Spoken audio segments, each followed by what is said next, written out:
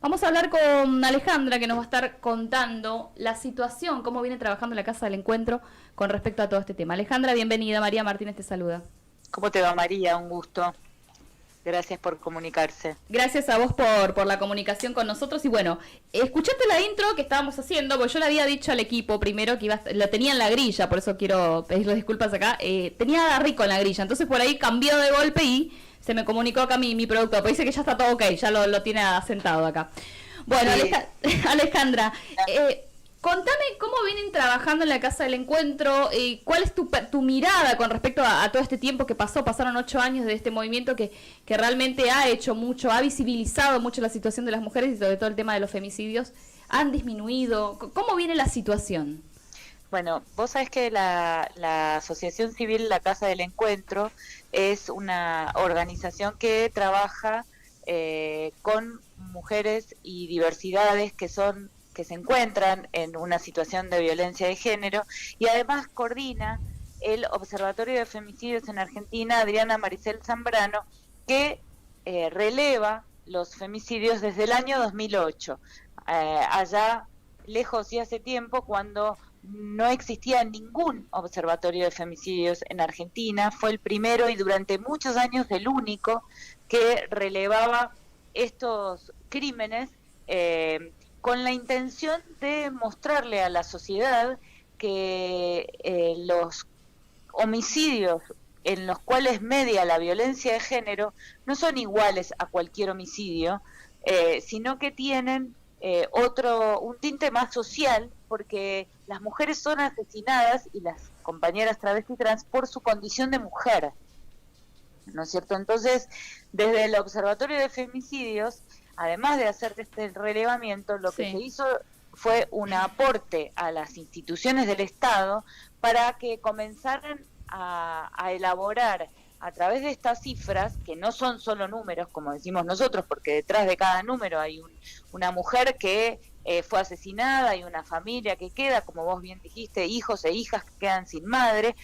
Entonces, a partir de estas cifras, bueno, empezamos a exigirle al Estado que tomara cuenta de esto para elaborar políticas públicas, leyes y, bueno, y un montón de otras cosas que se fueron logrando a lo largo de estos años.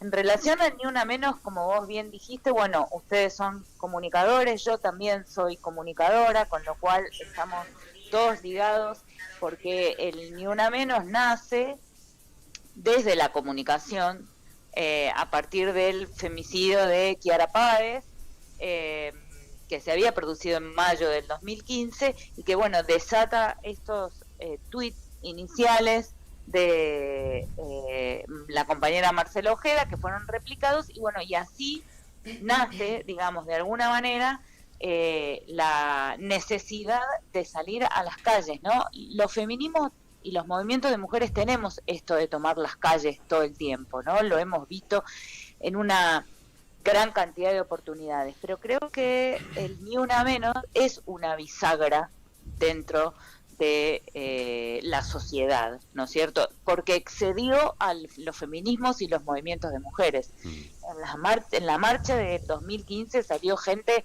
que no pertenecía a ningún movimiento, ni feminista, ni de mujeres, ni de diversidades, o sea, salió a la calle a decir, paren de matarnos, digamos, ¿no?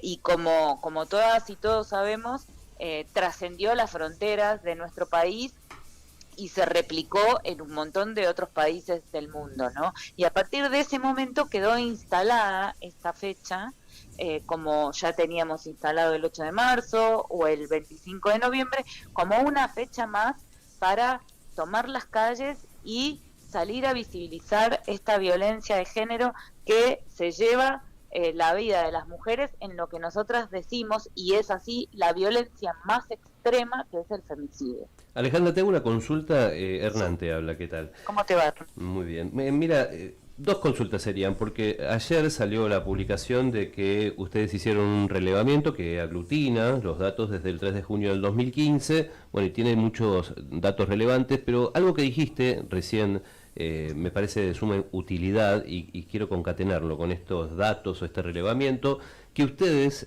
hasta hace muy poquito, la Casa del Encuentro, a partir del 28 de noviembre de 2015, Fabiana Túnez, que formaba parte de la Casa del Encuentro, se desvincula de la organización para formar parte de, como directora ejecutiva, del Consejo Nacional de las Mujeres. Del Consejo Nacional de las Mujeres, ¿no? Y vos decías hace un ratito que a partir de todo lo que ustedes hacen, le piden al Estado acciones de política de Estado. Yo imagino que, teniendo tanta vinculación con Fabiana Túnez, o Túñez, ¿sí?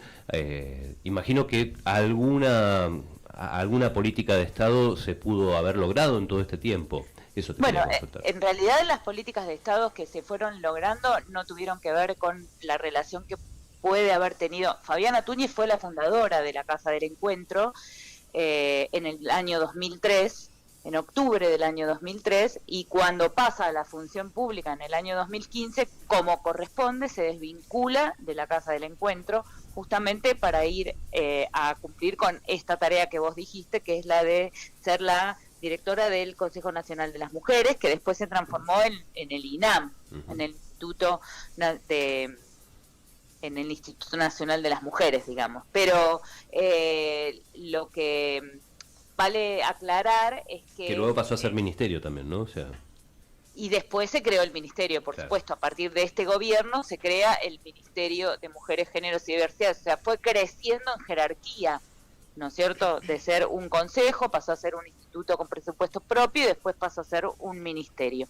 Y hay que defenderlo, porque esto es un logro de los movimientos de mujeres. El ministerio es un logro de los movimientos de mujeres, porque fue un pedido, fue un reclamo al Estado, ¿no es cierto? Para digamos que esa podría ser una acción de política de Estado que se logró, ¿cierto? Exactamente, porque además, en realidad, a ver, si vos vas al pliego de peticiones de aquel 2015, en el Ni Una Menos, se pidieron un montón de cosas en el pliego. Una de las cosas que se pidió fue tener estadísticas oficiales de femicidios, porque como te conté al principio, el único relevamiento que existía era de la sociedad civil y era de la Casa del Encuentro. No había a nivel estatal ningún organismo que recabara estos datos, teniendo en cuenta que el Estado tiene otras herramientas. ¿Por qué? Porque la sociedad civil, la Casa del Encuentro, el Observatorio de Femicidios, Adriana Maricel Zambrano y todos los que surgieron después, Mumalá, ahora que si nos ven, Lucía Pérez,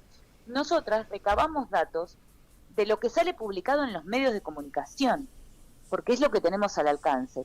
¿Por qué reclamamos estadísticas oficiales? Porque el Estado tiene otras herramientas para recabar estos datos, ¿no? Puede acceder a los datos de comisarías, hospitales, instituciones en todas las provincias, algo que la sociedad civil no tiene acceso. O sea, nosotras, si no vemos publicado en algún medio, en algún blog, en alguna red social, el femicidio y después ponemos en seguimiento, no podemos enterarnos. Así que fíjate vos que a partir del 2015 que se pide un observatorio a nivel estatal, se crea en el 2016 el de la Corte Suprema de Justicia de la Nación, ¿no es cierto?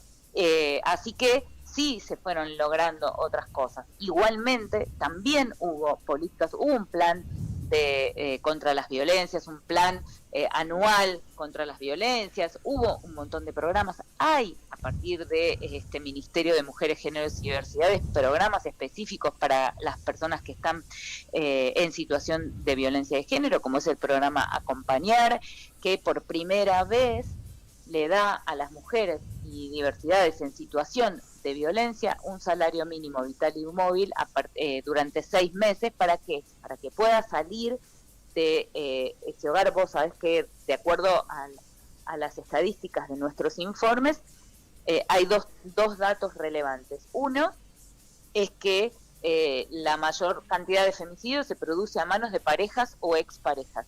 Y el segundo, que la mayor cantidad de femicidios se produce en la vivienda de la víctima o en la vivienda compartida. Con lo cual, son dos datos muy relevantes.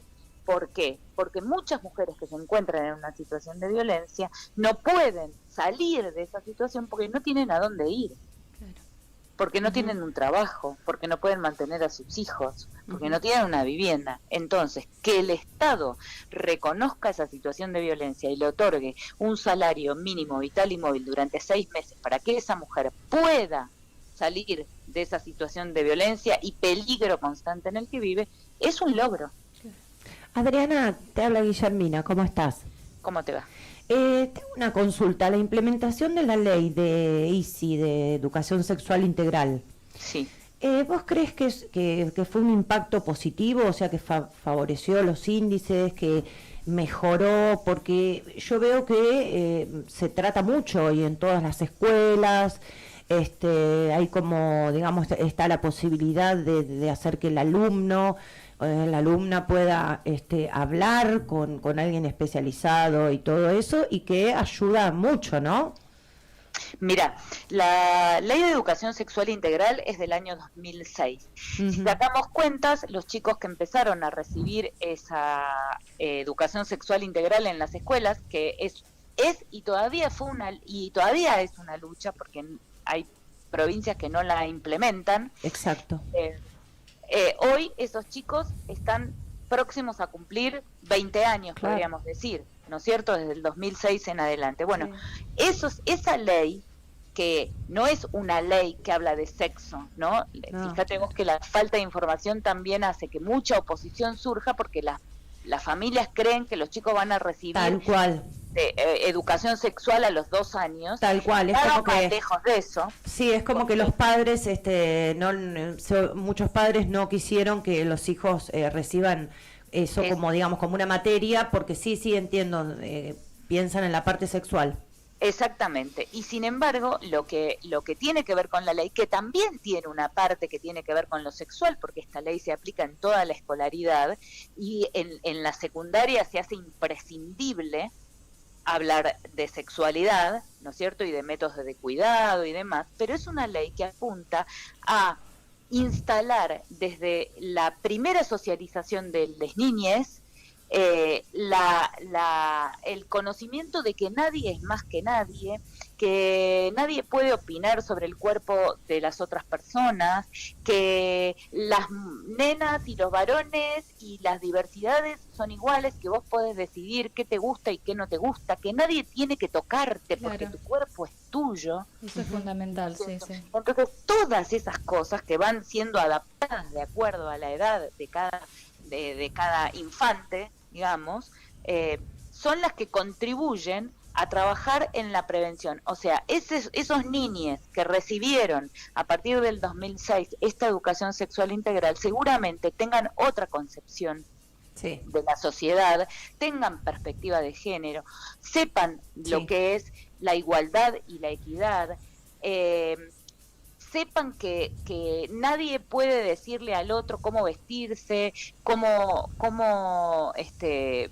ponerse en tal o cual lugar, o quién y qué te tiene que gustar. Sí, más ahora, viste, con esto, Adriana, de todo el tema del abuso de menores y todo, es como que toda esa generación está como preparada, digamos, ya sabe, como decís vos, quién puede acercarse, quién no.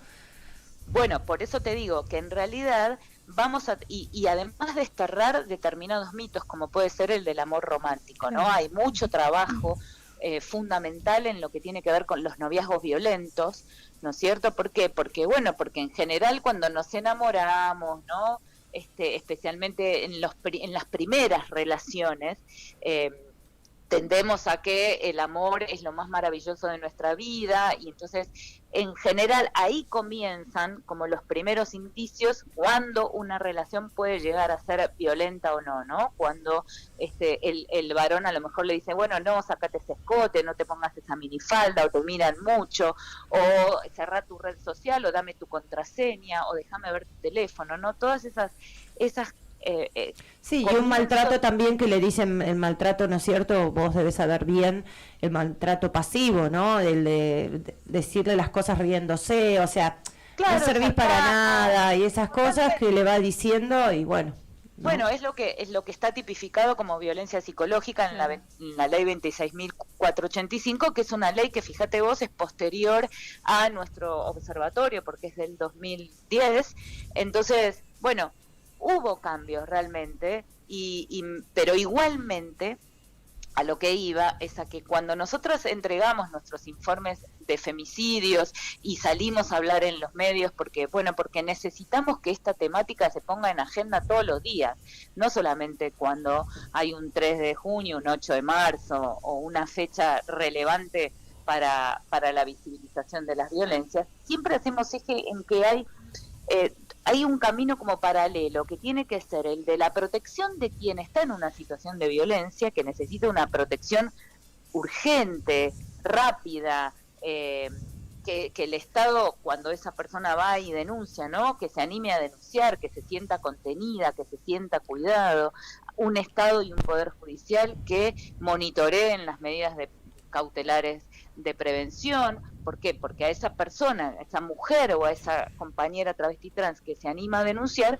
justamente hay que protegerla, porque la denuncia, por un lado, las protege y por otro también las deja en un estado de vulnerabilidad, con lo cual necesitan que esa red que viene del Estado, más la red social, ¿no?, que tenemos que tejer alrededor de una persona que está en una situación de violencia, bueno, acudan a la protección. Pero en paralelo tenemos que trabajar fundamentalmente en la prevención. Sí. Y en eso todos los actores involucrados son de la sociedad, digamos, son lo laboral, la educación, los medios de comunicación, o sea, es algo que nos involucra a todos. O sea, la violencia de género no es algo que le pasa a quien está al lado nuestro. Adriana, puede pasar a cualquiera. Adriana, te hago otra consulta. Por ejemplo, en el caso de la educación sexual, ¿no?, integral, yo no sé si se está haciendo, la verdad lo ignoro, o por eso te pregunto, ¿no hay posibilidades de hacer una especie de, de educación sexual integral con los padres y los alumnos? ¿Por qué te digo esto? Porque si un chico tiene educación sexual integral en el colegio y se siente contenido, se siente bien, se siente apoyado, sale del colegio, llega a la casa y porque se pintó los labios o se maquilló, lo tratan mal, o los padres tal vez, bueno, eso es algo muy personal, no lo entienden, o como sea, digamos que sea como una unión, que los padres entiendan de qué se trata en realidad la ley ESI, ¿no?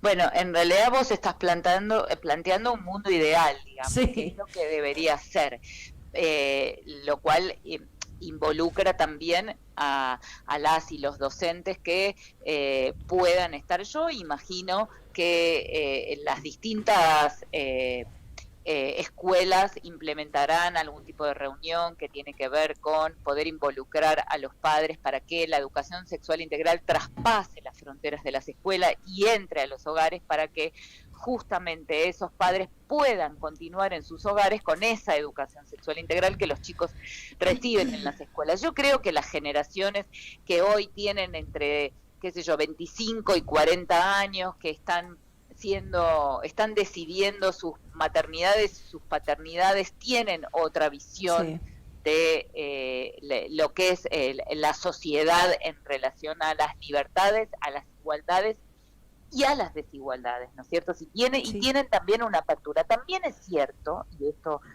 creo que lo compartirán todos, que no es la misma sociedad la de una gran ciudad como puede ser Capital Federal o Rosario, Córdoba, que la de un pueblito o una ciudad más pequeña en una provincia alejada de la capital, digamos, como que hay realidades que son muy diferentes, porque además tenemos un país enorme en territorio, entonces es muy difícil, y ojalá logremos que esta ley de educación sexual integral, que ya debería ser reformada, porque la ley es del 2006 y, por ejemplo, no incluía las diversidades, con lo cual ha cambiado mucho el mundo, sí, parece que no, pero ha cambiado mucho del 2006 ahora, así que debería reformarse.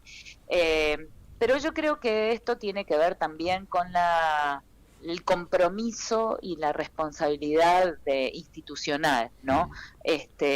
Yo creo que hoy por hoy los y las carreras de docencias y los y las docentes tienen una perspectiva de género incorporada y están preparados para llevar adelante esta ley que justamente trabaja en la prevención. Alejandra, ¿no? una consultita sobre todo esto que estás diciendo, porque en el informe, digamos, el relevamiento que ustedes están mostrando indica que hay tantos casos en Buenos Aires, tantos en Santa Fe, en Córdoba y en Salta, digamos como la gran mayoría. Pero vos recién nombrabas, ¿no? Como que el país es muy grande y que además nombrabas que todo este relevamiento ustedes lo hacen a través de los medios de comunicación. ¿Ustedes tienen algún otro dato ya, con esta creación del observatorio desde la Corte Suprema, tienen datos del Estado que quizá no sean estos 2.500, sino sean más femicidios?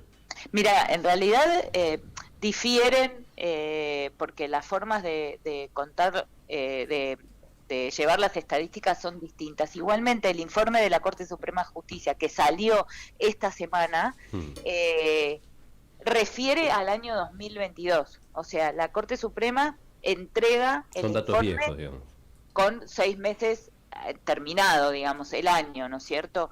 Y tienen, por supuesto, otras herramientas, como te dije al principio, para hacer estos informes. Seguramente hay mucha diferencia. Nosotros, en lo personal, hacemos un trabajo de ver, pero como te digo, los medios de la sociedad, los observatorios de la sociedad civil relevan medios de comunicación.